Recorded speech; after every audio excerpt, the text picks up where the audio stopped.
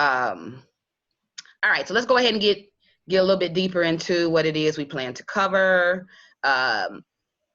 If again you haven't turned in the diagnostic or the syllabus quiz, you guys have time to get that in. All right, let me move on to the discussion of the daily journal assignment. Let's go there.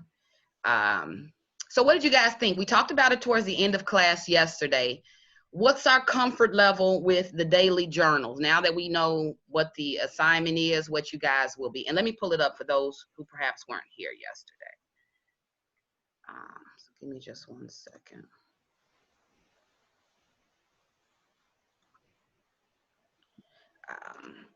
For those of you who were here yesterday, remind us of the daily journal writing exercise.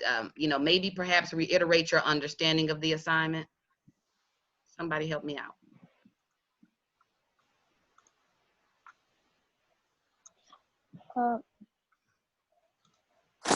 I just got, like, you just wanted us to write a protest journal. That was it, like with the poetry. Right, okay, good. So you remember that the journal writing series that we are doing this summer is protest poetry. So every day, my goal is that we, at some point in the class, set aside time for you guys to be introduced to a poem, for you to read that poem, and then to respond through a journal prompt, you know, your response or ideas about that poem. The goal, and you guys had that handout in your week 1 module where it kind of talked about the rationale, like why do we engage in journal writing. It allows us to kind of practice getting our ideas out on paper. We're able to practice making a connection between what we read and kind of writing out those ideas. It helps with development of ideas, kind of really explaining. Didn't you say that you have to basically imagine it too? Oh yeah. Yeah, I'm glad you brought that up, Shania. Let me share the screen. Let's go back so I can pull that assignment up. So anyone who wasn't here yesterday can take a look at this assignment. All right, so week 2. And even though I am showing you guys this particular, here it is, handout. Sorry. I want you guys to make sure that you are mindful that even though we've been discussing reading strategies, how you read poetry is different from how you will read articles, arguments, you know, opinion pieces for the, you know, class. So I see Anthony says here that you can have your journals on Google Docs. Absolutely. So we have the option of either doing a written journal, so in your composition books, or keeping an electronic one. And we'll talk about that in just 1 moment. So just to kind of go back to where you were, Shania, where you talked about the difference in how we read. Poetry should be read with the focus being on imagery. So we aren't reading to focus on literal meaning. Anytime you read poetry, there is what we call a symbolic meaning or figurative meaning attached to a lot of the language there. So one thing, if you don't have any experience, or if you are intimidated by reading poetry, because I know sometimes I have been, if I see a certain formatting, I'm not sure of how to read it. I'm not sure of if I'm doing it right. So I just want to make sure that you guys aren't bogged down with that extra, you know, layer. When reading poetry, no real right or wrong way, but I do want you guys to be open to tapping into your imagination when you read. Reading poetry is all about really tapping into your 5 senses. How does this poem make you feel? What does the language make you see or smell or touch. And I know you're like, well, it's a poem, I can't really smell or touch it, but sometimes they use language or descriptions in such a way that that's exactly what that image can evoke, right? So when reading poetry, I just want you guys to kind of mentally take note of these words are creating images in my mind. What do I see? How do I feel, right? What does this poem make me think of? So kind of being mindful of that. And again, knowing that, you know, there is no real right or wrong interpretation, and we'll talk about that. So the journal writing series, you guys will read a poem. We're reading June Jordan today. You will then take time to respond to that poem in your journals. And I kind of gave you guys a template to help you out. You know, sometimes students say they have a hard time getting started. So one way of getting started, the poem, we're looking for meaning. So this poem is about, what do you think this poem means? Yes, Shania. Look, I'm liking these hands. Yes, ma'am. Oh, I'm sorry. You never gave. I'm sorry. Go ahead, Shania.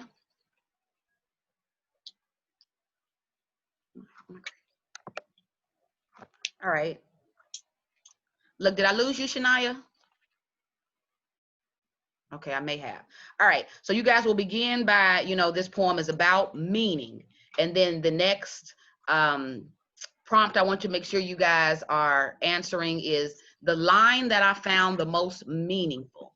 So once you have identified what the poem as a whole means, point to a particular word, stanza, or phrase that resonated with you. And when I say resonated with you, you know, perhaps your eyebrow raised when you read it.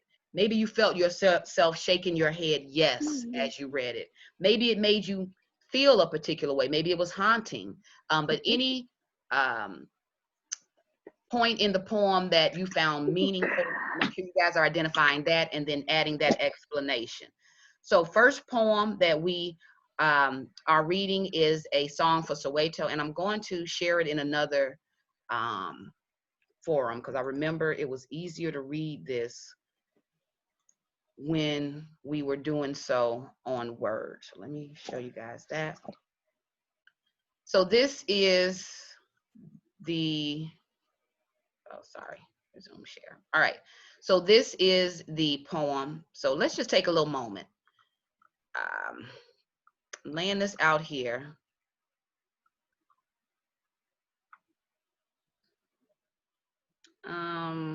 And I'm also dropping the link for this poem in the chat. So if it's hard to read it here, then you guys will be able to pull it up in a separate window. So bear with me one second. Let me get you guys this link. And I want us to kind of practice this journal writing in this format. I've never done it in this format where we're electronic online. So I do kind of want to see how this goes. All right, so let me drop this link for you guys. Whether you are writing on paper or whether you guys are going to pull up your Google Docs to respond, I want us to take that opportunity to complete this now. So let me add to the chat. Okay, you can hear me now? Yes, I can hear you. Okay, my connection, like everything just went blank after I asked that question. All right, let me drop this for you guys in the chat. Give me one second. Okay.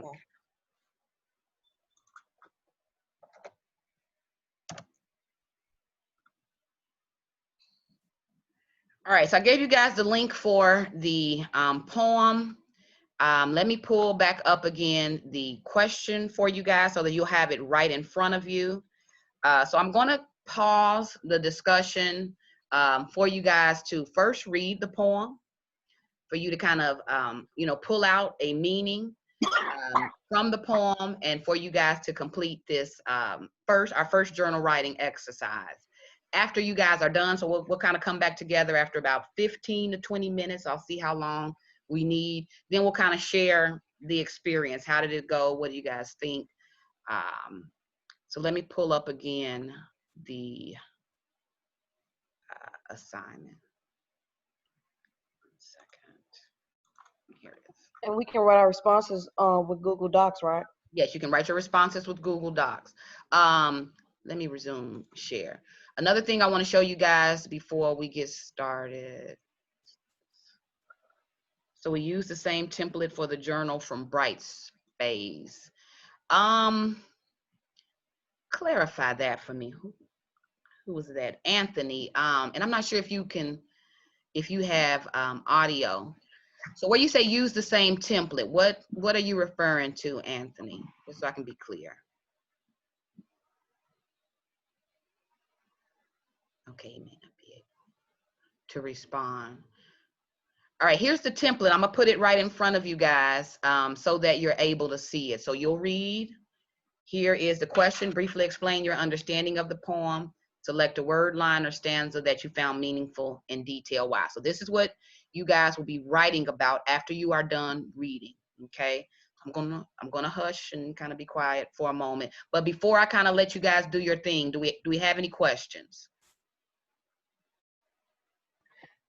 Yes. When we do our little journal writings, is there a specific heading, or we just put like our name, the date, and like English 096? That's a great question. When you guys are, if you're doing it electronically, what you want to put at the top of your paper is journal entry number 1. So I'll identify it by number and also put your name. So you can do journal entry number 1 in your name. And that's fine. And if I use electronic? Yes, this is if you guys are doing it electronically. If you're writing it in your journal books, I'm sorry, in your composition books, you can also put journal entry number 1 in your name there as well. But I know you guys take a snapshot of that and email it to me. So normally I have, some way of identifying it. But let's go ahead and just make this blanket across the board, whether in your composition books or electronically.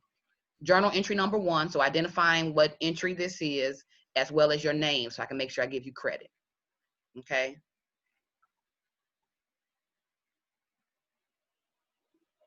All right. And one more thing, sorry to interrupt if you guys have started reading. One more thing I want to quickly give you guys context. We talked about this yesterday, but just to give you a little bit of context about the poem, A Song for Soweto.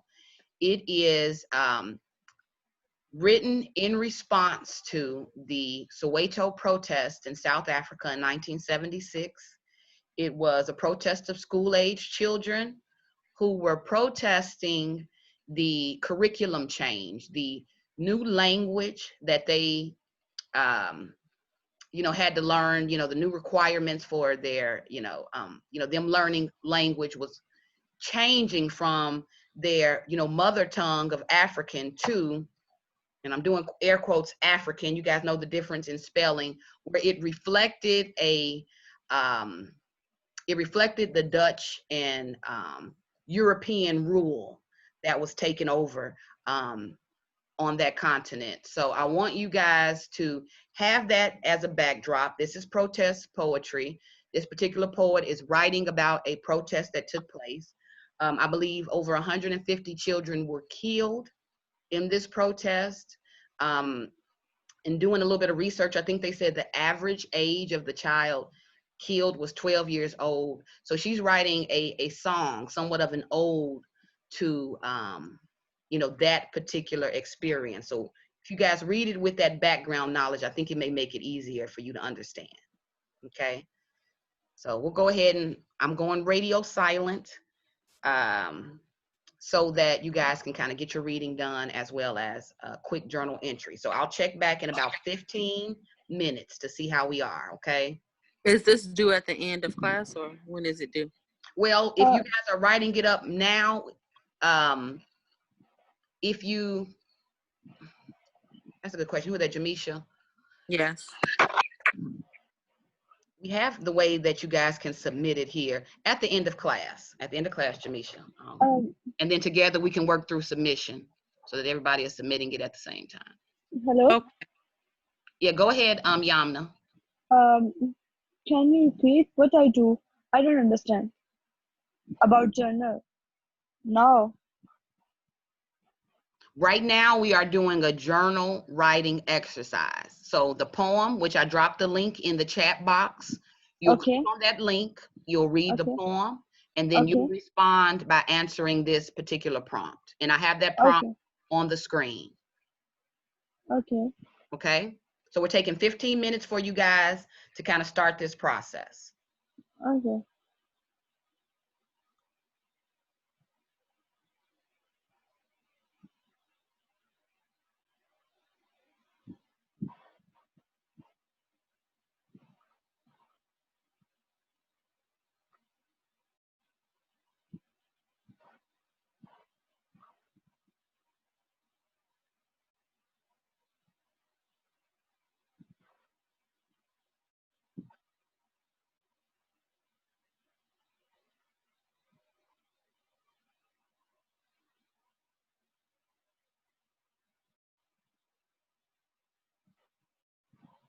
Hello.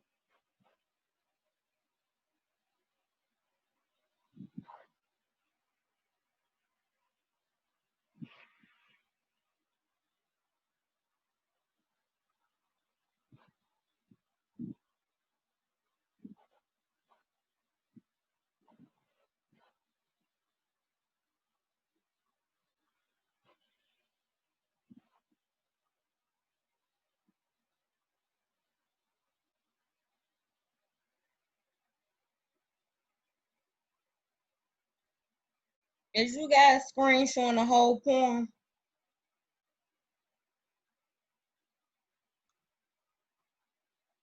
Quick question, is anyone struggling to see the poem? No, I just Googled it.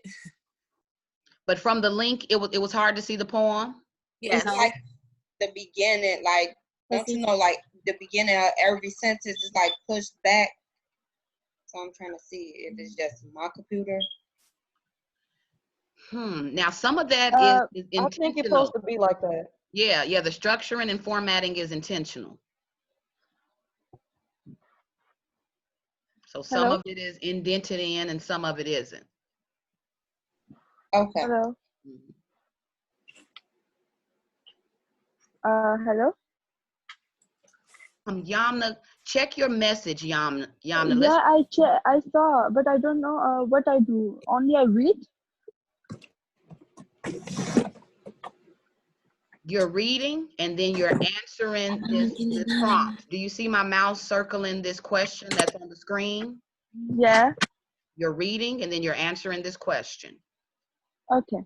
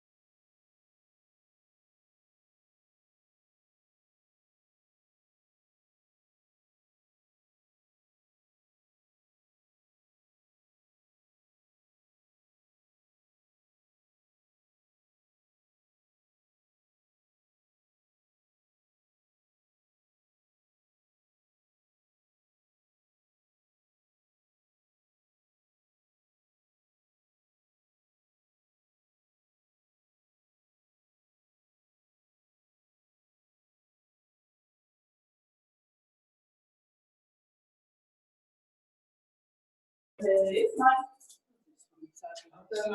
For me, yeah. I'm not, how old your grandma? I might be about the same age. She 57, 58, I believe.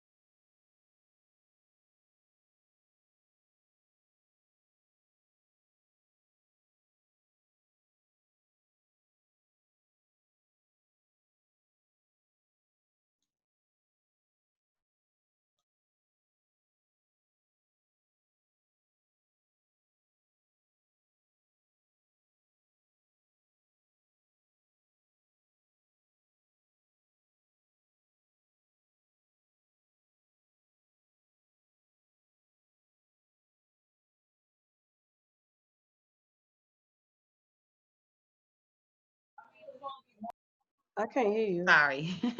It just came up on my screen too at the same time. All right, just doing a temperature check. How are we doing? Do we need yeah, now I'm sorry, Destiny. I'm reading yours and thinking at the same time. So I'm gonna come back to what you just stated. But how are we doing, you guys? Do we need a little bit more time? Are we okay? It's like I'm rereading the poem, and then I'm steady like thinking back on the little background information you just gave us, and I'm really not.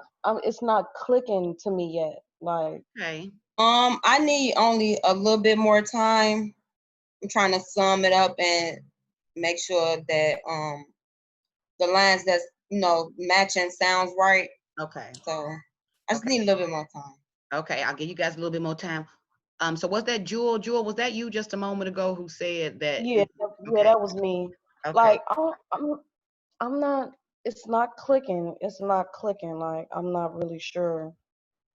Okay. We'll talk about it. We'll talk about it. I'm gonna take about a couple more minutes. Is about a couple more minutes, you guys. About 3 to 5 more minutes. Okay.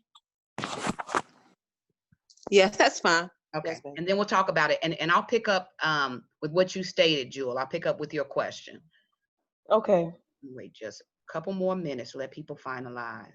And Destiny, I saw your chat where you pointed out, can you do Microsoft? Yes, you can still upload to Google Doc.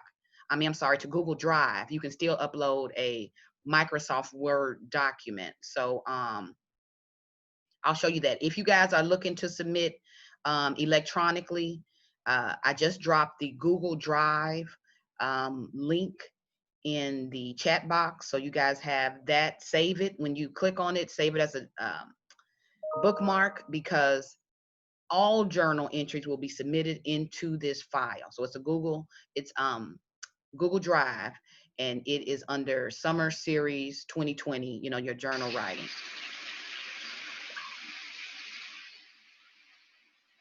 Hello. Yes, go ahead, Yamna. I asked him one thing. If I write in Word and I send you in your email, this is the right. This is for easy. No, you'll be submitting through the Google Drive link that I just posted in chat. Okay. Hello? Can I use the Word? Yeah, you can use Word. Okay. You'll save Word. You'll submit save it. And submit this link. Yes, that's the link the latest link I sent. So Okay. and I'll address that a little bit further in just a second, Yamna. Who was about to say something? Was that you, Jamisha? It was me, Okay, Shania, is that you? Tamisha. Jamisha, I'm sorry, girl. I got this little small screen over here. Yes, ma'am. How are you? I'm doing fine. I'm just trying. I click on the link that's in the chat box, but every time I click on it, it says login error. Okay. All right. Hold on just a second. Let me check it out.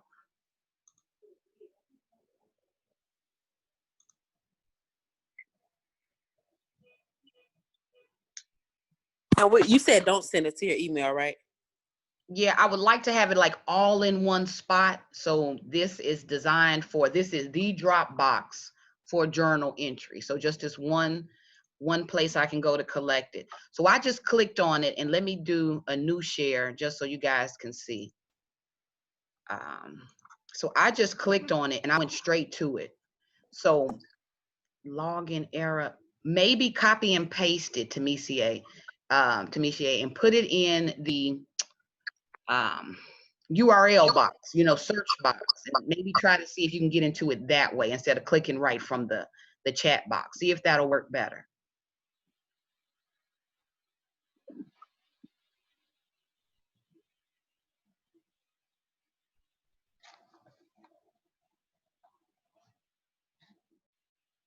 And I'll go.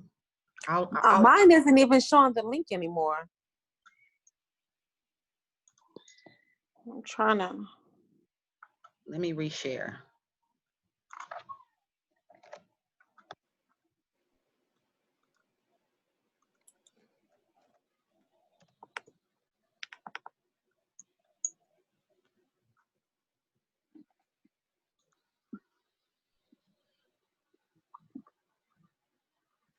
Mine say I have to log in.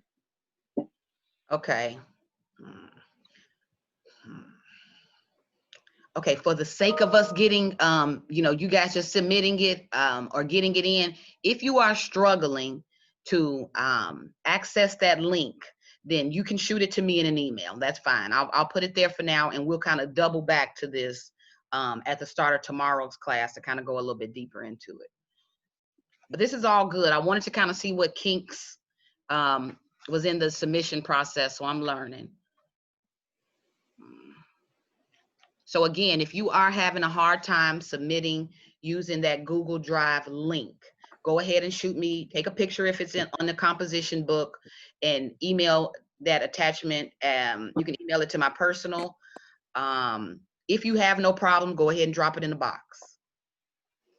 And you mean if I can send you in your email? Yeah, go ahead and do it for this particular assignment. If I have problem, then. Yes, ma'am. Okay.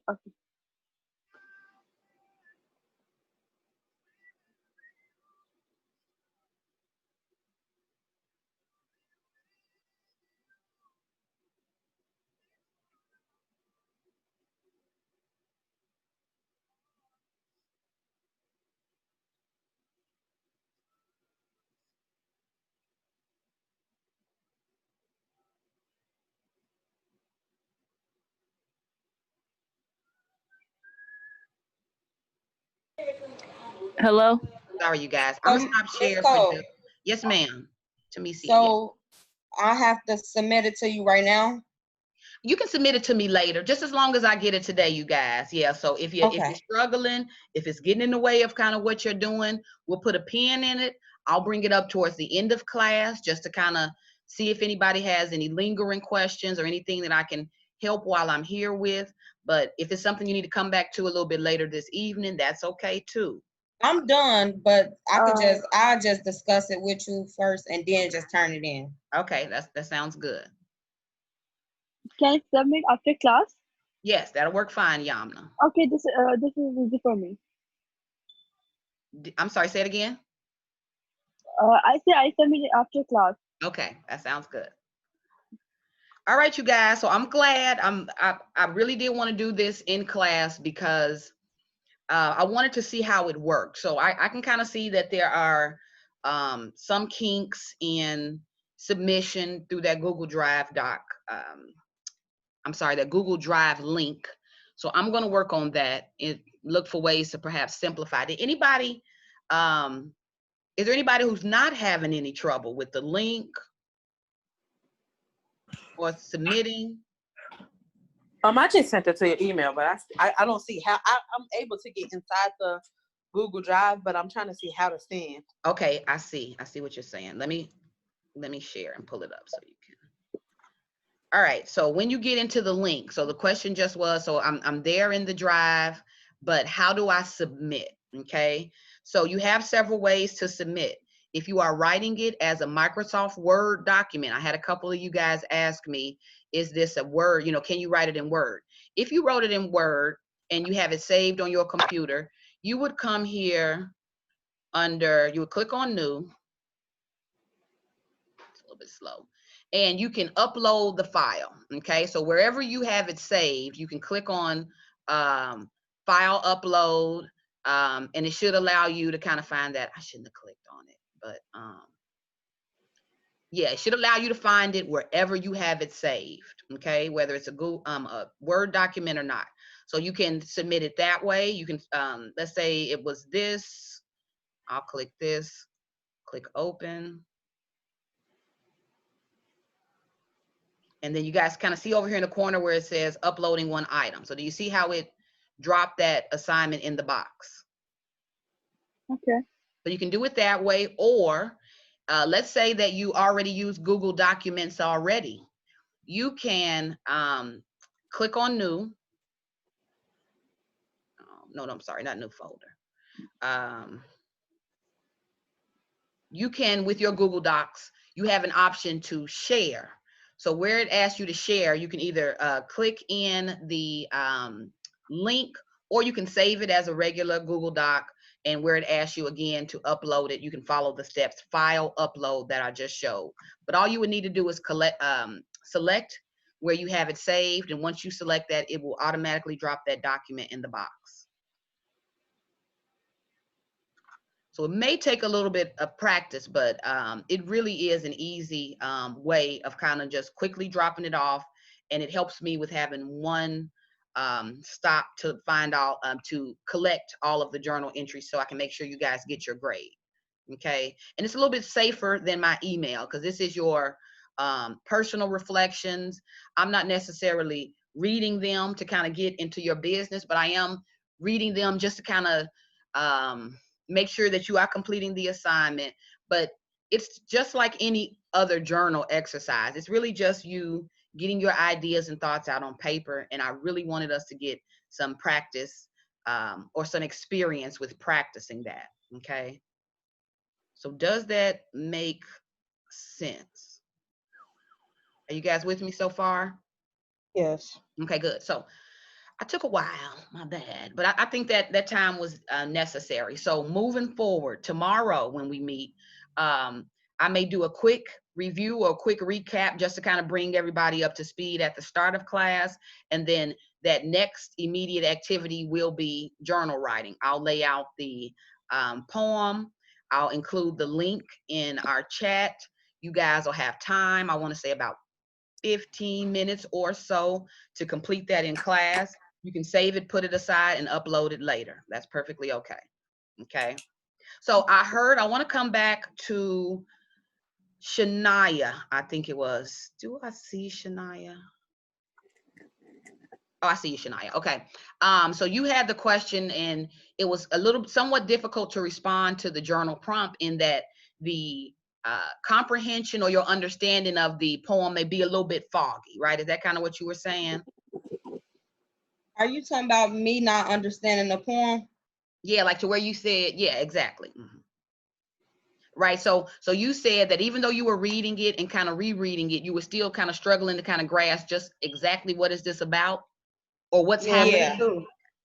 Okay. I see you lighted up. I see you lit up as well, Jewel. So you had that same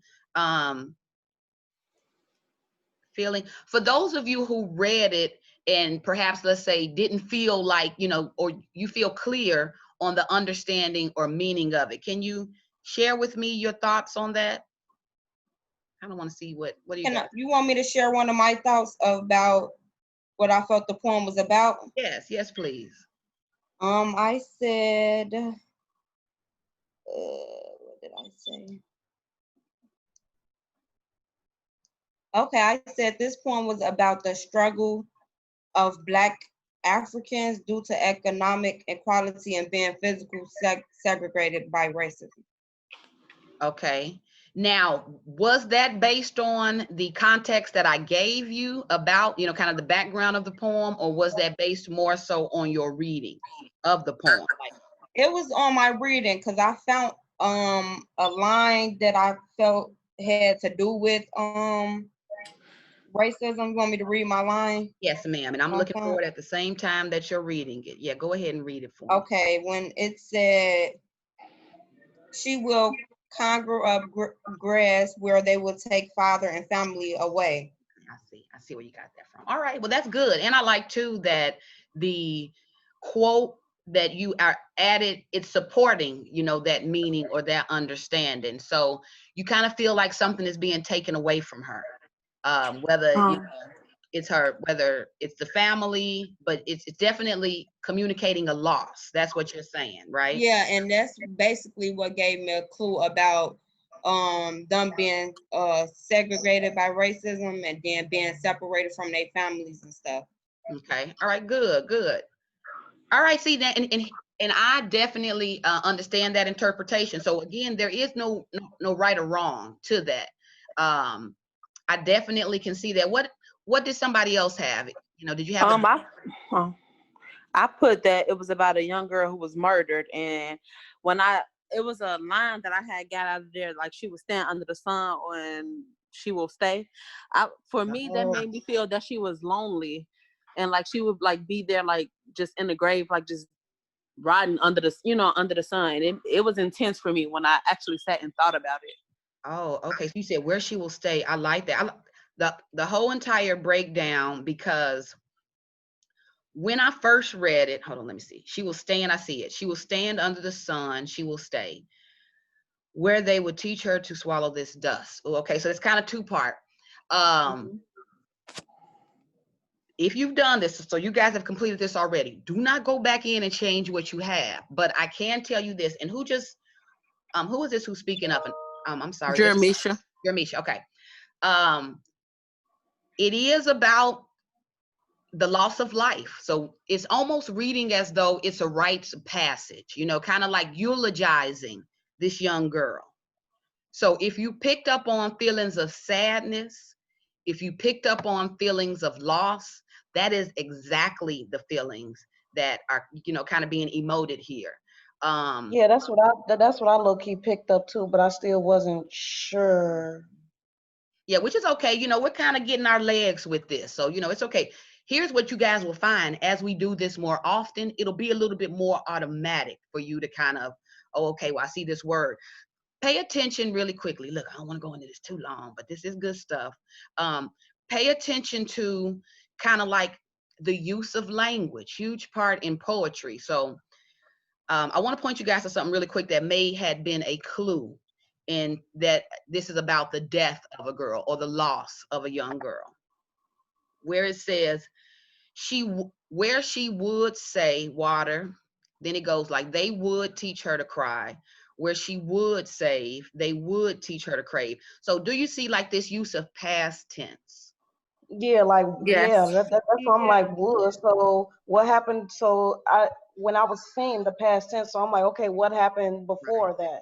Yeah, exactly. So we're talking about her in past tense, as though she's no longer with us. So for those of you kind of picked up on, this feels like a funeral, this feels like a death. The fact that it's a song for Soweto, it's kind of memorializing that incident. So the poem, it begins, at the throat of Soweto, a devil language falls, slashing, claw syllables to shred, and leave raw the tongue of the young girl learning to sing her own name.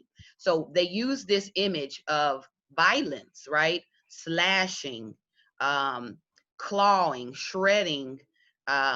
So we know it was some type of violence attached to what happened to this young girl, simply by use of the language. So this is why when we started out reading this, I told you guys, pay attention to the language, in that in some ways it may have more than one meaning. So you see the verb slashing, shred, what else did I see? Clawing, right? All of that is intentional to paint a picture. Remember the imagination that poetry taps into. Let's look at the words water, and you see how it's italicized. So that they're putting extra emphasis on this. Where she would say water, they would teach her to cry blood. So where we're talking about language, which we know that the protest was predicated on the fact that these children were protesting that their mother tongue, their mother language, was being replaced with the language of the colonizers, right? So that protest in itself stemmed from the use of language. So it's really important to point out how they are using language. Where she would say water, and we know water is normally peaceful, water is calm, water in some ways is transformative if you think in terms of baptism. So where she's innocent, where she's pure, where she it's full of possibilities, they would teach her to cry blood. So water here is replaced with blood. Where she would save grass, and we know grass is normally growing, it's vital, it's speaks to life, I'll say that. It goes on to say that they would teach her to crave crawling into the grave.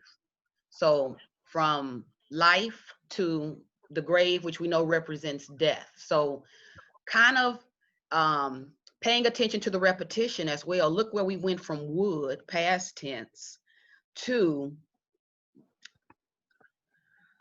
where she would teach, where she would swallow. I'm sorry, look, I'm just picking up again. Where she would It came. kiss with her mouth, my homeland. So the homeland, which is what she knew, they would teach her to swallow this dust. So it's almost like her homeland is dying as well, right? So this theme of death is apparent throughout. Something I want to show you guys, this shift. Look where we're shifting from past tense To would. now, right? I noticed that too, like how it shifted from past tense to now. So I think that's where I got confused. I'm like, okay, well, Yeah, that's intentional. That isn't intentional. They're telling you the story past tense. This is what happened. This is kind of why it happened. And they kind of break down the where she would say this, they would say that. So it's kind of showing that the oppression, there's an oppression had taken place. And but it goes on to say, but words live in the spirit of her face, and that sound will no longer yield to imperial erase. So the word imperial, we know, deals with colonization, people, kind of taking over a particular country or space and imposing their own belief systems or ideology, erasing what once was. So we see that there. Where she has passed away, they're saying that there is life in, it still has resulted in life. So we said she will drink water. Where they would deep in the grave, she will conjure up grass. Yes, Shania, what are you thinking? Okay, so was she alive at first? Experienced these things that was happening, and then she end up right. being Well, killed? no, it opens up with this marking the death of the young girl, but it moves on to, and it doesn't stop with her. So even though they Oh, may have killed this young girl, that cause is still righteous. There's still people who are picking up that cause, and that is the will. Where, so it goes on again. You guys see this repetition: blood, water, grave, grass. That they revisited that language to now say she, instead of saying, past tense, she will drink water. So they're saying there will be some overcoming of this. Where they would deep in the grave, she's going to rise up. Conjure up means rise up, right? So it's saying out of this death will arise, if not awareness, if not someone kind of picking up that cause and moving forward with it. It's kind of leaving hope. That last, as we shift from past tense to present tense, it is kind of interjecting the poem with a little bit of hope. It's not over. Future. If you know anything about will, it always indicates, it's a helping verb that indicates future tense. So this use of the word will in itself is pointing to the future. Oh, okay. So where they would so take basically, father and family away, she will stand. Under the sun, she will stay. Where they would teach her to swallow this dust, she will kiss her mouth, my homeland, and stay. So yes, we're here today about death, but what I need you to take away from that death is that the cause is still alive. These issues are not dying with her. She will be replaced by someone else who will, see this through. So it's kind of taking us through the sadness, just like a funeral almost. You guys know how almost at a funeral it will memorialize that person, but you always leave with hope at the end, right? So maybe I'm a little bit too deep. I try not to attach my own reading to it, but I do want you guys to kind of see how sometimes the focus is on those words.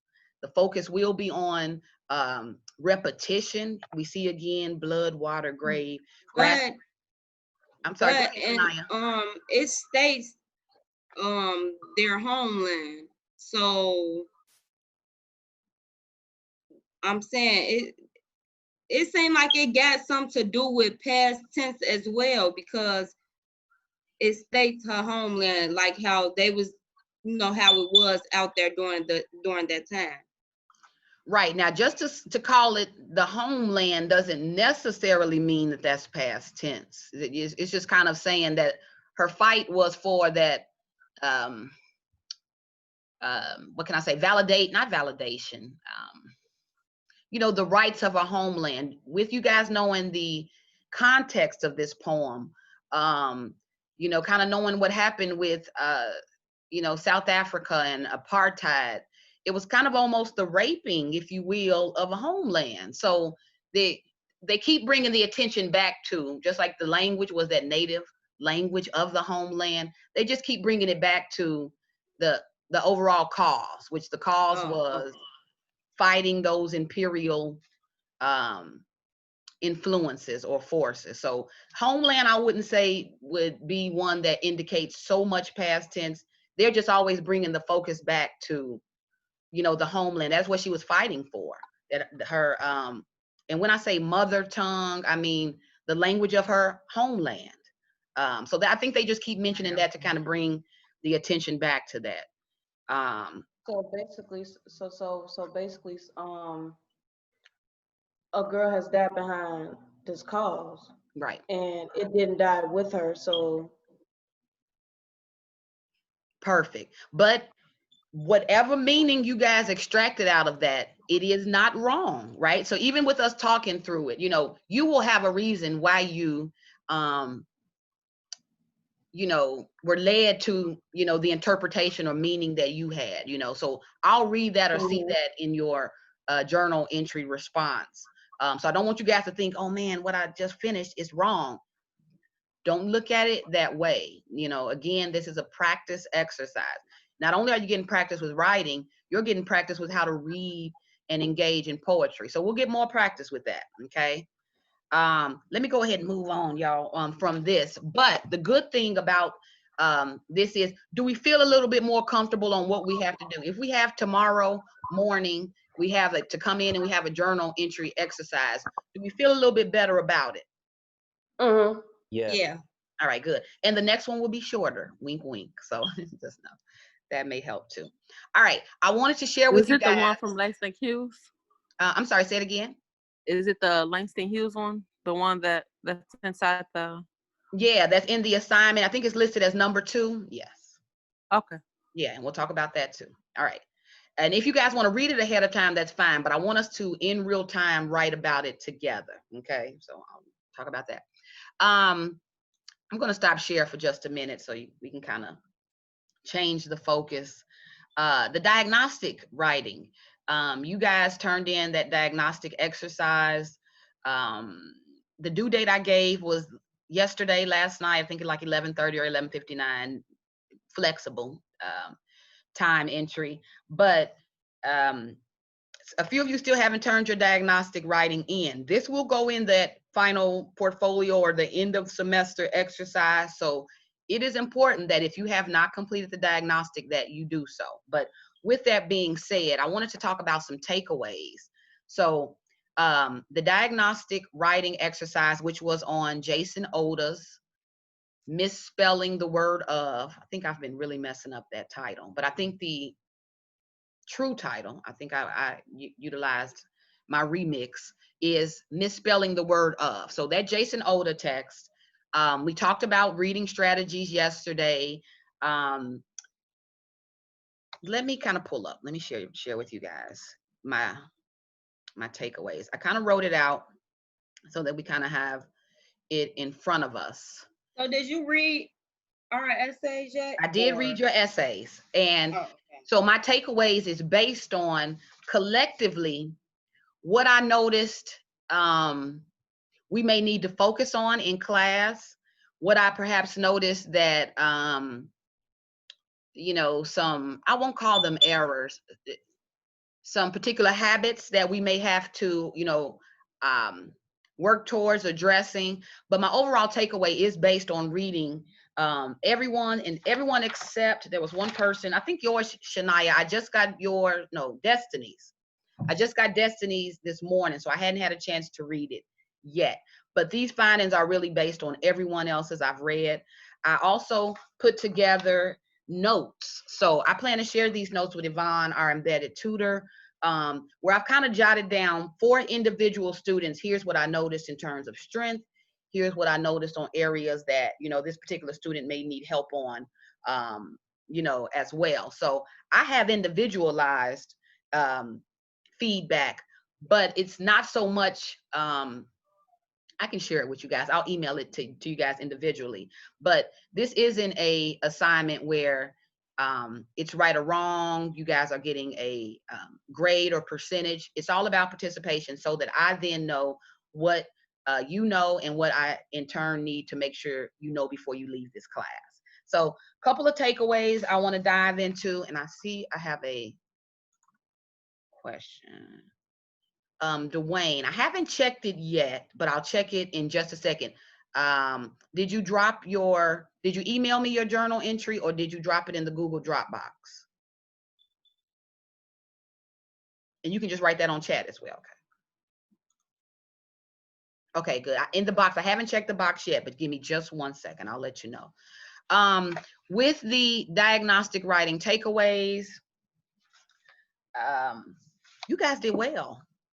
You did really well in terms of the majority of students were able to clearly identify the main idea, because let me show you guys quickly. Let me show you the question, sorry, not to confuse you, but if I'm going to talk about I see you, Dwayne. I do have your journal entry.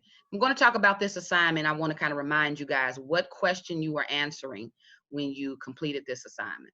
I didn't get to get into nothing I wanted to get into today, but that's okay. All right, so for that diagnostic assignment, you guys were asked to read it. I'm going to pull it up. You were then asked to answer the question, what is the author's main idea? And do you agree or disagree with it? So that is what I was looking for. I was looking for your response to that in the diagnostic writing. I'm going to copy and paste this here so that you guys have it right in front of you. Bear with me 1 second. All right.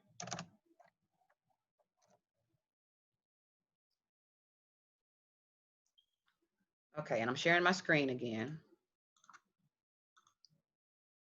They kind of put this in bullet point, but don't worry about the bullet points.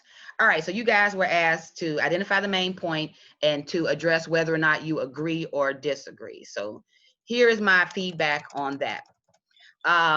Anytime you guys are given a writing assignment in this class, the very first thing that you really want to make sure you're doing in your essay writing or response writing, you want to always directly answer the question that's asked, and you really want to make sure that you're always following instructions. So as writers, you guys want to start thinking about, you know, who's my audience? What are their expectations? One thing to know about your audience, which in some cases will be me, it will also in some cases be your peer. But one thing to know about me as the grading instructor, I'm always looking for, how did the student respond to the question? That is first, because normally how you respond to the question will be what sets up your thesis statement. So we're going to talk a little bit more about essay, you know, the components that make up an essay. But in order for your essay to have a main point, it will derive from your response to that question. So I was looking for, did the student answer the question, and did the student follow the instructions? So the instructions were for you guys to write multi-paragraph. So as long as it was more than one paragraph. The instructions also asked that you guys, and let me scroll down a little bit, you have an introduction and that you also have paragraphs with supporting detail. So as I was assessing your diagnostic writings, these were the things I was looking for. I'm strictly making sure the question is answered and that the directions are followed. Okay, that's first. I see a question. Shania, yes, ma'am. That's the part I didn't see when you said multi. I kept trying to go back to look for it, but that's the only issue I had. Like I only got like one paragraph, and then I put my other paragraph, like what, all of it together basically.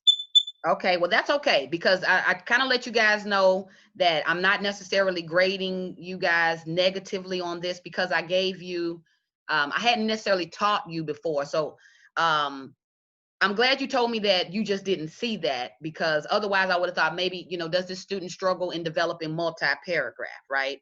But Shania, with yours, I sent an email back when you emailed me your, oh yeah, I see you, Jamisha. Give me 1 second. I saw your email and I emailed it back that I am unable to open yours. You know, sometimes with Google Docs, you have to give permission for the person to view it.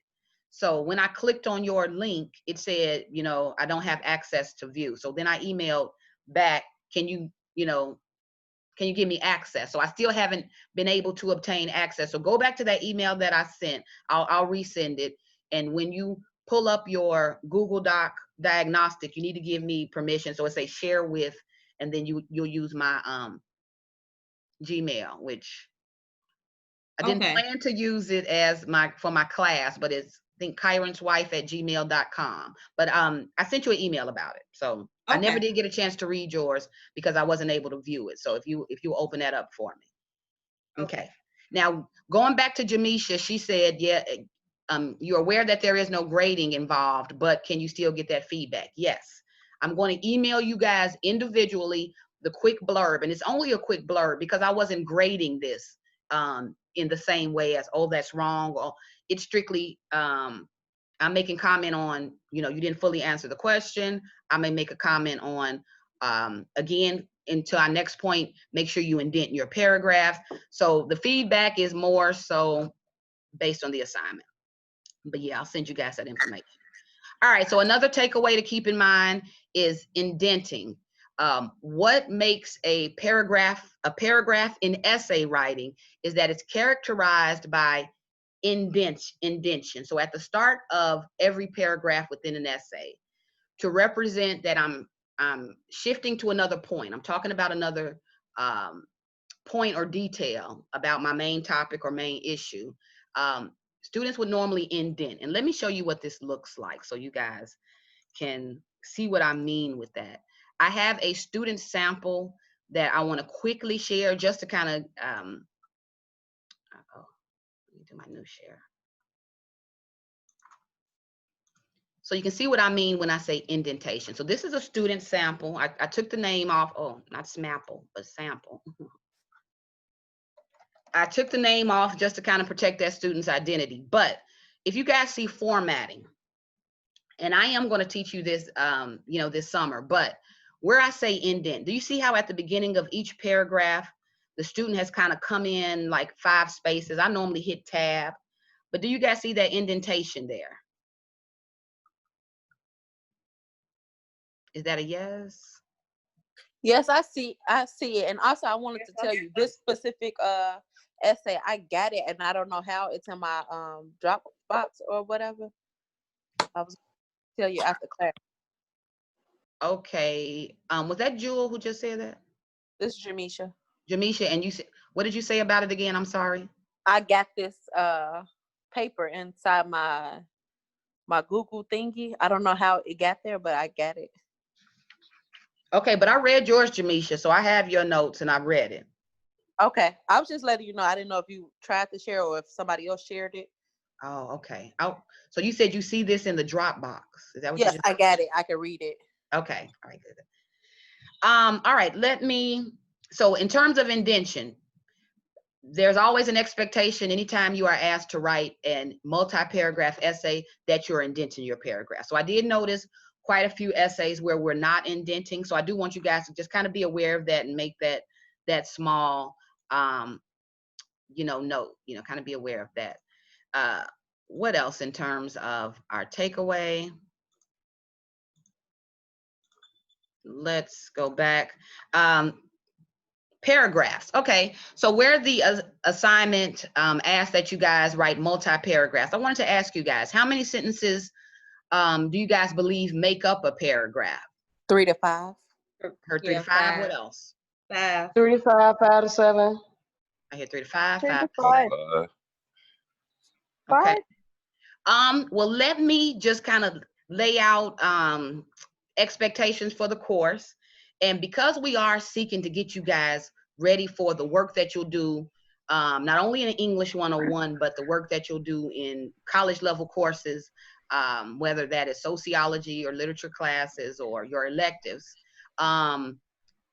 Your paragraphs will almost always be more than 3 sentences. A paragraph with a limit or a minimum of 3 sentences kind of runs the risk of being underdeveloped, okay? So for the sake of this class, I would like for us to consider or think about paragraphs being anywhere from 6 to 8 sentences. I'll say 5 to 7, because we'll work our way up to 6 to 8. But definitely never a minimum of 3 sentences, especially not in this class. So my goal again is to get you guys up to college level.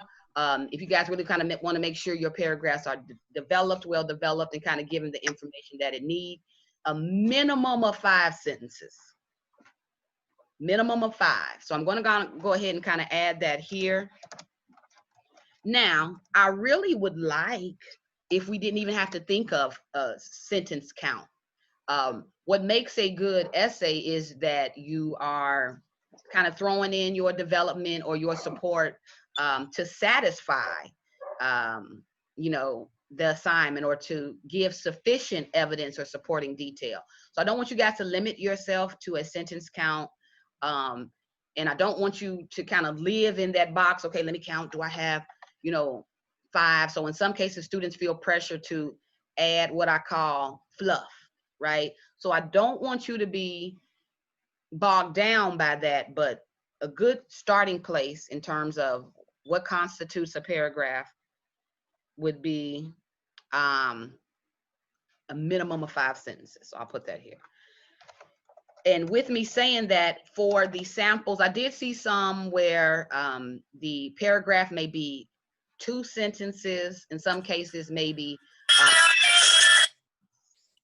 it may be 2 or 3 sentences. So I just wanted to clarify that anytime you're asked to write an essay, it will require essay development. So it will normally require explanation, reasoning, logic, details, evidence, and that is, you know, the extra sentences that I want to make sure you guys are including. So where it says more development, where paragraphs are normally skimpy or underdeveloped, maybe not enough information is given, you want to kind of really make sure that your essay has exhausted why. So where you guys were asked, do you agree with the author's main idea? Do you agree or disagree with the author's main idea? Why?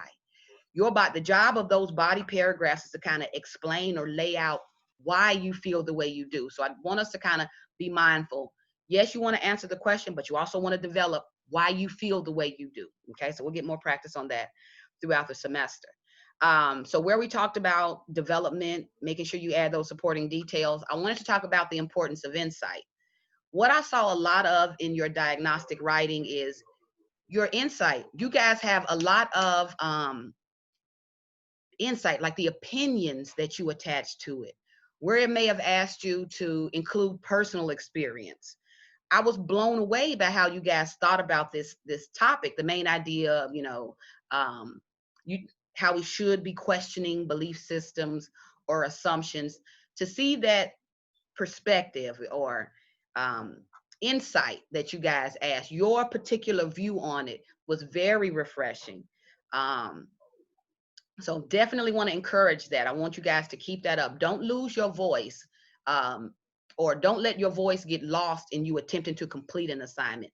Your voice is the driving force of the essay. Your opinion, how you feel and what you think, is what drives, a lot of times, depending on what type of essay it is, that is normally what drives your essay. So you guys did an awesome job with, yes, you know, laying out, identifying what that main idea is, stating whether you agree or disagree. You guys did well with that. And then going into your reasons or personal experience, adding that commentary was really, you know, kind of fun to read. I enjoyed that.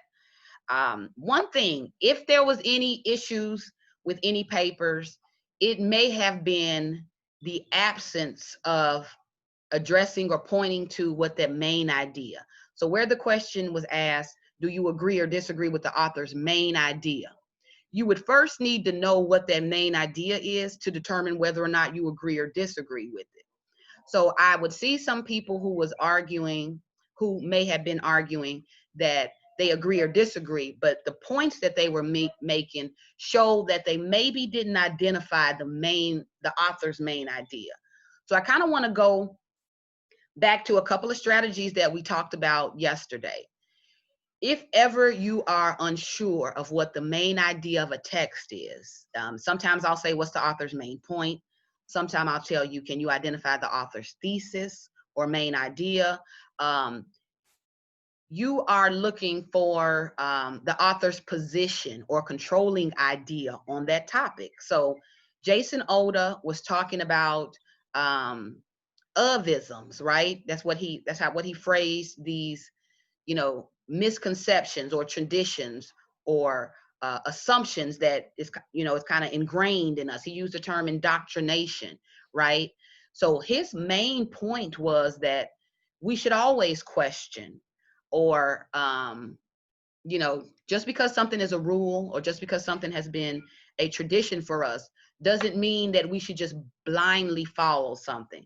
He stated that, we kind of all have a responsibility to question, look a little bit deeper or further into why we believe what we believe, why we feel the way we do, right? So that was the main point. So where it's asking if you agree or disagree, I was seeing some responses where the student may talk about that they didn't agree with the spelling of the word of, right? So it will go into, a discussion of his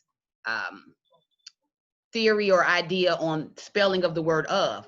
That example he used of the young boy Malcolm in his first grade class, that was only a part of the introduction. That was something that he was using to set up his main point, but that wasn't the main point. Him using the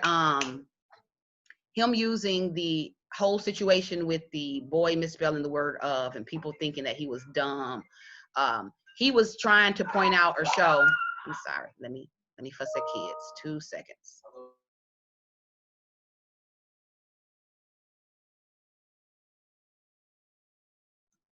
Sorry, you guys.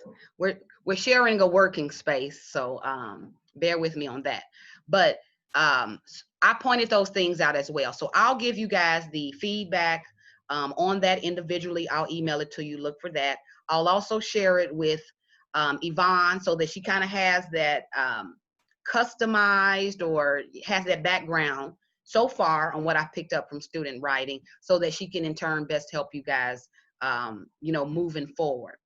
But other than that, these were my few takeaways, just collectively as a class, things that I noticed that maybe perhaps the majority of us, I just wanted to bring attention to always answering the question, making sure you guys are indenting or hitting tab when starting new paragraphs, being mindful that the body paragraphs are designed to really lay out why. So it should be why you feel the way you do. You shouldn't kind of be going deeper into what the author meant. There's a difference between summary writing and essay writing, and we'll kind of talk about those two differences. Making sure you guys do not lose your voice. A lot of awesome insight and perspective I found in your responses. And if you are, again, having difficulty finding the main idea, utilize those strategies we talked about. Preview that introduction, reread the introduction. Normally the main point is introduced early on in the text, right? If you can't find it there, look towards the conclusion. Remember, we talked about this yesterday. A lot of times in the conclusion, the author will summarize and reiterate or repeat their main point or idea. So in any reading where you may struggle to find the main idea, because I almost always ask, what's the author's main idea? What is the author's main point? Do you agree or disagree with it? That's almost like a common reading question that I ask you guys, just to make sure you have comprehension, right? Just to make sure you're understanding it. Know that small tip to help. If you've read it, you still struggle to find it, intro, conclusion can kind of hide or give you guys some clues, okay? Any questions that you guys had on the diagnostic, what it means or anything before I move on from that? After we done with class Can I stay on here with you to see if you received it? Yes, yes, that's perfectly okay, Shania. Okay. All right, good. Any other questions, you guys? Okay, good. Moving on from this, and I'm emailing you individually, just my quick little blurb, a snapshot on how you guys did individually. So I'll send that to Are you. we going to get that today, or is it probably within some? I can get it to you today, because the way I graded it is it's just a blurb.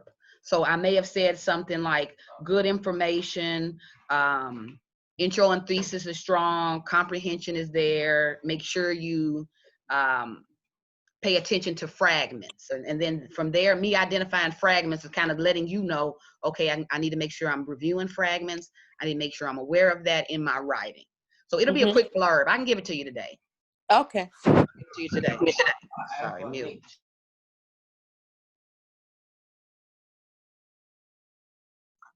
Okay, sorry. Look, I'm fussing on the low, you guys. Okay.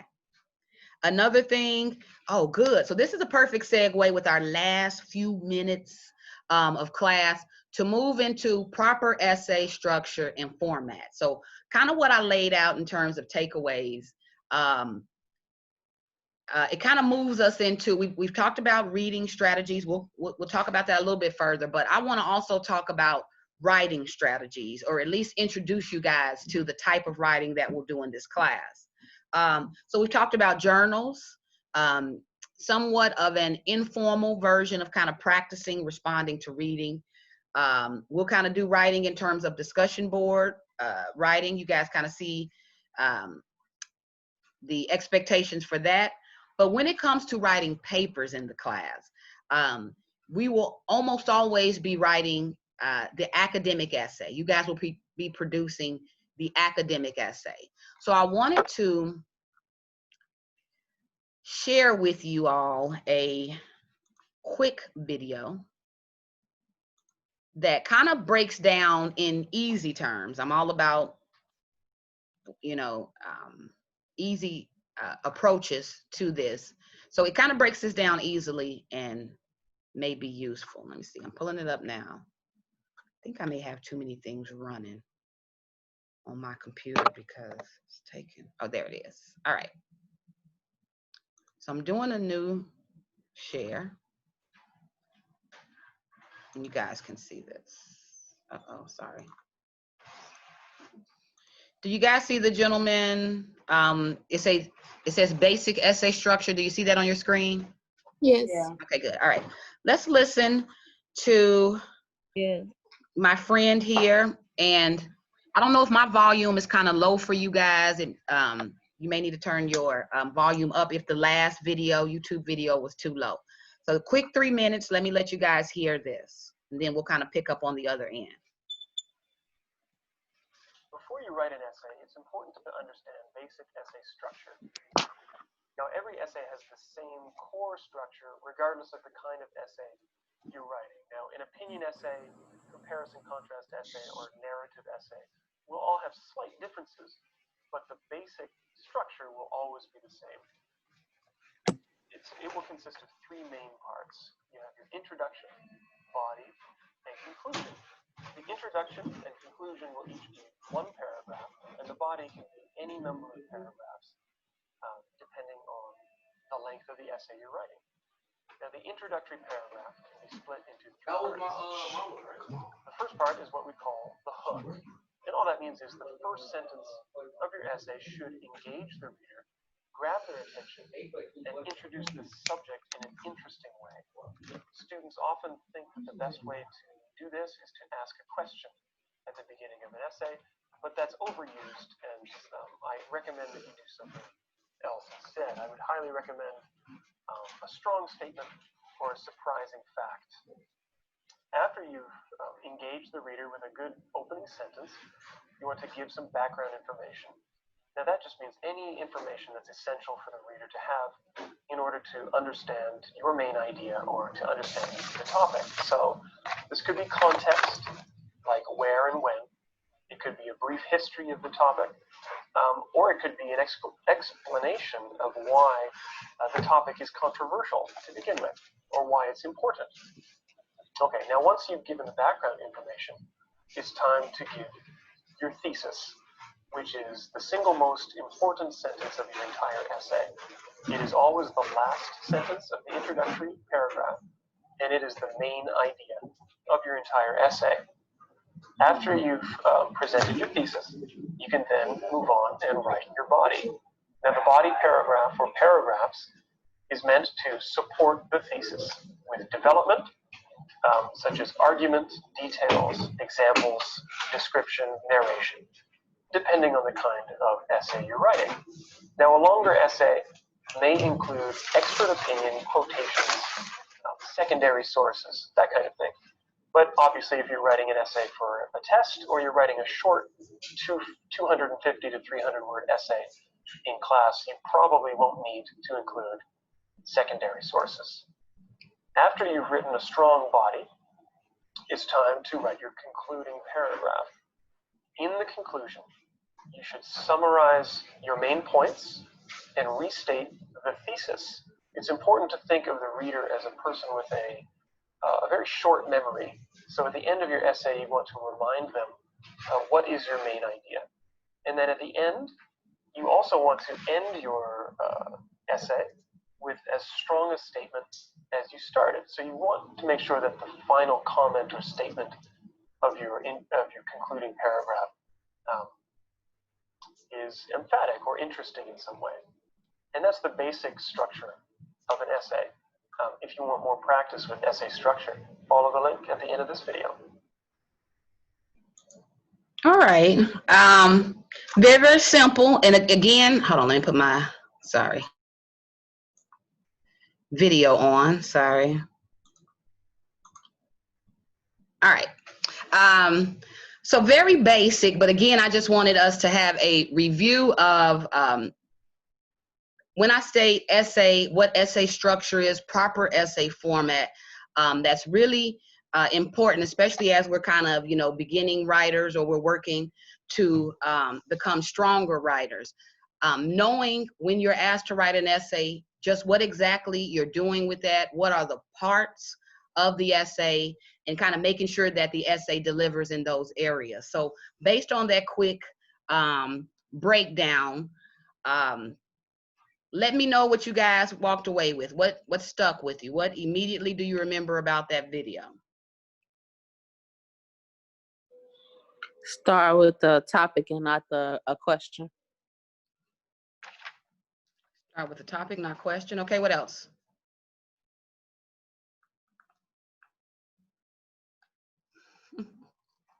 Okay, I'll ask this.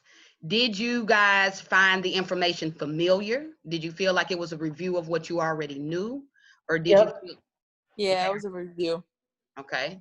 Yeah, more. I'm sorry, say it again, Robert. Yes, more of a review. Okay, all right, good. Well, it's important that you guys review or remember the working parts of an essay. So it's important that every essay, it has its 3 parts. And let me go ahead and give you guys a visual for us to kind of take a look at this a little bit further. All right, so I'm just going to kind of jot down some notes on this screen, just so that we can kind of, I'm somewhat visual and I like to look at it in front of me.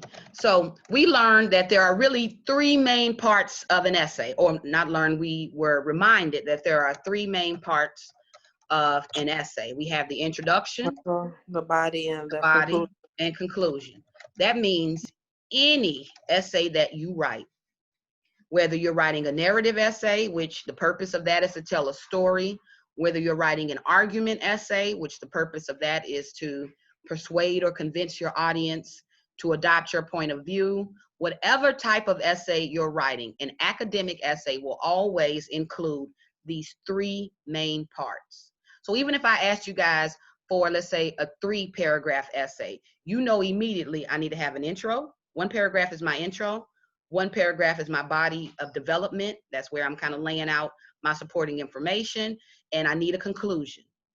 If you're asked to write a, let's say, for instance, 5-paragraph essay or more, then you will know that you have intro and conclusion plus 3 body paragraphs.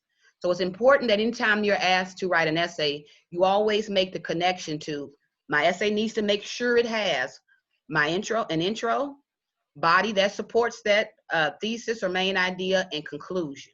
Okay, so always these things are required. When I grade essays, I'm looking for the parts to be there. So we look at essay structure, we look at proper format. So let's talk about what we've learned about that structure. What normally takes place in an introduction? What do we do? Attention grabbers, it's attention grabbers.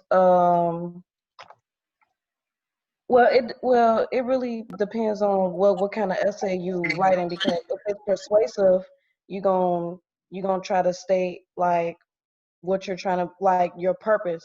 Right. Right, like a summary, so we can. Yeah.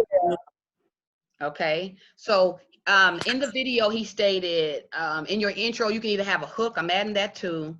Or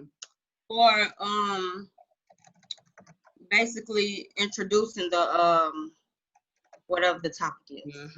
Good. So your intro will always do, well, I won't say it will always do the same thing, because creatively you guys can of course you have creative control of your essay. Some people I've seen open with quotes. That may be a hook or an attention grabber. We saw with the Jason Oda text that he opened with the story, so he gave a little bit of background on his experience with that topic or issue. If you are writing, like you guys said, an argument essay or a let's say, cause and effect essay, you probably want to introduce the topic or the issue first, so that your audience is able to follow your train of thought. But the main goal of the the introduction, is yes, to introduce your topic, but he pointed out in the video, the single most important sentence in your essay is your thesis. So there needs to be in your introduction, well, in some cases, we'll talk about that too, but for the sake of this class, where we're just talking about essay format and structure, and we get practice with that, normally your thesis statement will be presented in your introduction. So it follows this format of topic, taking us from topic to main idea. So I'll say presents thesis, synonym for that is main idea. And when I think about the intro / thesis, I think of the formula. Uh-oh, sorry, my fat hands. I'll say, and this again is strictly just for instruction purposes. There will be flexibility around this, but okay, so topic, control, and idea, and reasons why. Okay, so one way to look at the main goal or purpose of that introduction: eases your audience into the topic, introduces the topic by giving some background, some narrative or attention-grabbing hook that draws your audience in. You want your audience to be interested in your topic and your position or view on that.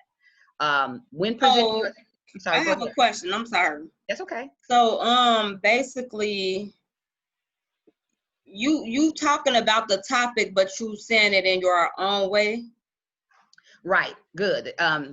So the way I would look at it is this, and if you guys see this formula here, we all begin with a topic, but what I do in this class is I normally give you a prompt. So I give it to you in a question format, just so that it's easier for you to attach to it your controlling idea or your opinion.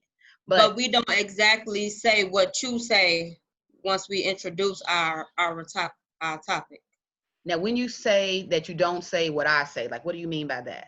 When you say, you basically give it to us, but we don't exactly supposed to say what you say. Oh, I see. We supposed to like give a basically like the definition, like a different type of way. Well, I'm okay if you say it in a way that I say it. So for instance, with the Jason Oda assignment. Let me kind of scroll to that really quickly just for sake of this, for discussion. Where it says, do you agree or disagree with the author's main point? That question is what you are responding to. So the topic is the reading of Jason Oda, the misspelling the word of. Well, I want to rename this article so bad. But that is the topic. So then we go to, what do you think about that topic? Do you agree with it? So we move the topic from just this concrete idea, the text, to what do you think about that text? What are your ideas or thoughts on it? So you asked Shania, do we put it in your own words? I'm perfectly okay if you answer this question in complete sentence format. So one way of formulating a thesis would be, I agree with the author's main point that belief and assumption should be questioned because. Okay, that was a rough, a rough freestyle, but I set up the essay questions the way that I do to make it easy for you to respond and formulate a thesis statement. So I'm okay if you take the wording from that question and use it in complete sentence format to formulate a thesis. So your answer to this question, do you agree or disagree with the author's point? I agree with the author's main point that beliefs and traditions should be questioned because. That lays out the topic, which is the reading, your controlling idea or point of that, which is you agree or disagree. And again, just to kind of take it back up to my little formula that I included right here. If you guys see that, sorry. Let me go ahead and bold it so they'll get rid of this. Okay, so if you guys see that, your thesis is normally a formula of topic. It should be stated in your thesis. Where you stand on that topic should be included in your thesis and why you feel the way you do. We'll talk more about this. We'll get more practice. This is just introduction. But in your intro paragraph, you introduce the topic, you present your thesis so that the author or your audience should know from your thesis statement the topic of your paper and how you plan to discuss it. No matter how many paragraphs, no matter how long your paragraphs, if you do not have a thesis, you in essence do not have it. Well, whether it's implied or explicit, we'll talk a little bit more about that. But if there is no main idea, if there is no controlling idea in your paper, you have not produced an essay. An essay is driven by your controlling idea. It's driven by that thesis statement. So we want to make sure we always include one. And we'll talk a little bit more this week about that. Oh, snap, time. Body paragraphs is where we go into supporting details. And again, depending on what type of essay you're writing, that detail could be evidence. It can be research. Sorry, I messed that up. Research. It can be explanation. So a lot of you guys in this diagnostic essay, you gave explanation. It's a lot of you. One that comes to mind right now is Robert. Look, I'm shouting out Robert. He used the imagery of iceberg, that narrative story as support. But anything that gives examples or further explanation, your reasoning, your what reasoning is logic. Let's say quotes from the text. Some of you guys did that. All of that is what goes into your body. Now I'm defending or showing you why I feel the way I do, why I feel the way I do. And I'm not simply telling you, now I'm showing you, I'm giving you that detail and explanation. All right, and lastly, what is the job of the concluding paragraph?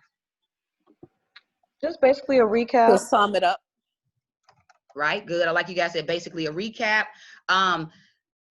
We'll work on strategies for you guys not to just copy and paste your thesis and then kind of put it back in the conclusion. We'll work on ways of rewording it, reiterating your main idea. But the job of the conclusion is to summarize your main idea. So your thesis should be addressed or reiterated in your conclusion.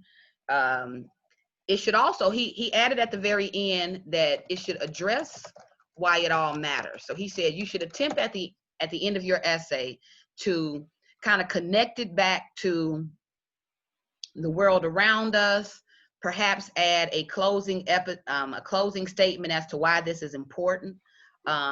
So have this basic information in your notes somewhere. I normally always point back to it once we start the writing of our essays, when we read essays. You guys even noticed in reading, I told you, if you miss the main point, look at the intro and conclusion, right? So even in reading, you know, the structure, how it is laid out is really important to you guys kind of finding out that vital information. All right. Are there any questions on this? Nope. Okay. I'm going to add tomorrow when we come together, we're going to pick up from this. I didn't get a chance to talk about fixed versus growth, but quickly before we get out of here, what did you guys think about the reading, Maria Popova's Fixed versus Growth Mindset? I understand it. That's something I really was like. I seen the difference between the fixed and the growth mindset. That's something I understood completely. Yeah, I didn't finish I it feel like yet. Heard you, Robert. You said you didn't finish it. That's okay, because since we didn't get a chance to talk about it, it really worked out okay. But you guys will have homework pertaining to that. I had planned today in class for us to kind of do post-reading questions. I'm going to post those post-reading questions to the chat box. So you guys will have that link for you to go and complete those questions. That'll be for homework. If you can't do it tonight, then at least that hour prior to us coming together, where we come together at 12, maybe from 11 to 12, you guys can have time to quickly knock it out. If you haven't had a chance to read, definitely read in time for tomorrow's discussion. So we'll pick up at essay structure discussion, because there were some things I didn't get to on this. And we'll pick up on the fixed versus growth mindset at the start. So let me share really quickly with you guys this link before you go. And I'll also post it on Brightspace. Give me just 1 minute.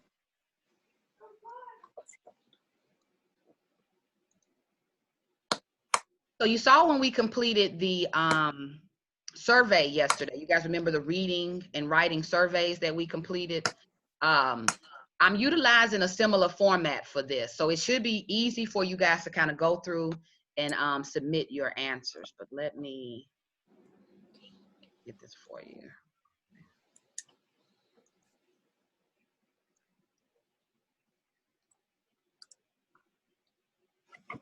Sorry, my computer runs so slow with Zoom up.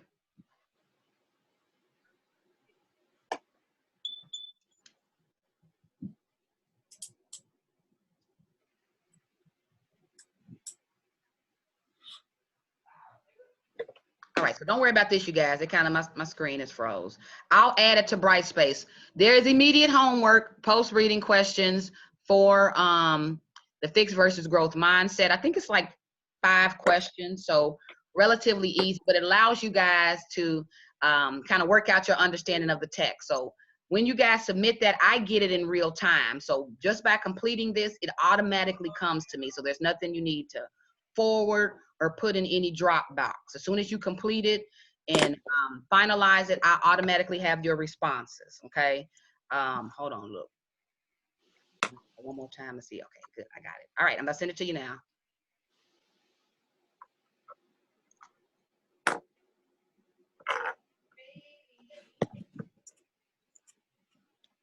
Look, my people are getting sick of me. I done hushed them to death. Okay, adding it here. And what you guys will do when you have this link, you can just click on it. It'll show up in another page and save that so that you guys can kind of take a look at the assignment. What else did I want to make sure you guys know before we go? That's it. I think that is it. All of the assignments that we've talked about, if you haven't turned in anything, you kind of know what you need to work on. But tomorrow we'll kind of pick right back up. We'll pick right back up with the discussion on essay structure, and as well as our discussion on fixed versus growth mindset. I can't wait to talk about that essay, you guys. I saw your hand, Shania. Yes, ma'am. Remember, I know wanted you're to. staying after. I know you're staying Okay. after. Okay. All right. So before we go out, are there any questions before I let you guys go? Oh, snap. And yeah. Explain me about link. I'm sorry, say it again. Did you say mainly about the link? Yeah, explain. What is this? I'm sorry, iPhone. Is that you, Yamna? Yeah. Okay. What's the question? I am asking about what is this link? What about this? That's what you are doing your homework on. That is the post today reading questions for the fixed versus growth mindset. Okay. Okay. So with that being said, I'm kind of getting a snapshot of the screen so that I can kind of make sure you guys get your credit for being here today. All right. If you guys have no questions, you can go ahead and in the meeting, I'll kind of recap everything just like I normally do on Brightspace, so you kind of get that reminder as to the expectation for Wednesday's class, our Friday. I have a question. Sure. The link is showing that we can't view it. Oh, you can't view it. Okay. Don't worry about the link. I'll fix it and I'll add it to the Brightspace announcement. Okay. Okay. So if you guys had, I'll fix it. Don't worry about that. All right. Thank you for letting me know. What else? All right, my people, have a good one. I'll see you tomorrow. Bye. For those of you who are heading out, thank you for your time today. Enjoy the rest of your evening. You too. Bye-bye. Have a good Yeah, see you next week. Okay. Everybody left. I was trying. All right, and if you guys have a question for me, you can hang around. That's perfectly okay. Yes, Ms. Cole. Yeah. Yeah, go ahead, Dwayne. Shania, go ahead, Dwayne. Okay.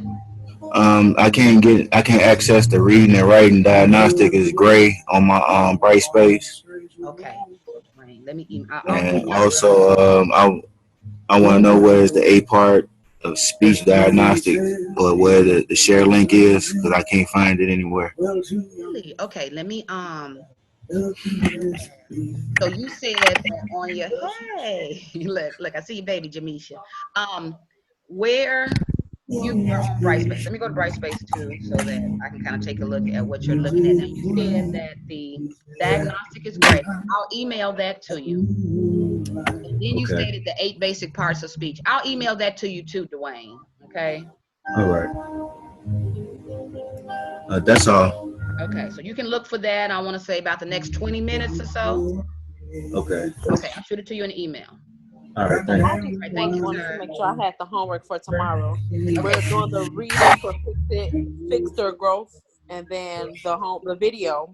And I know we got a journal for tomorrow, but you said we can write it in the class, but just read it tonight. And that was it.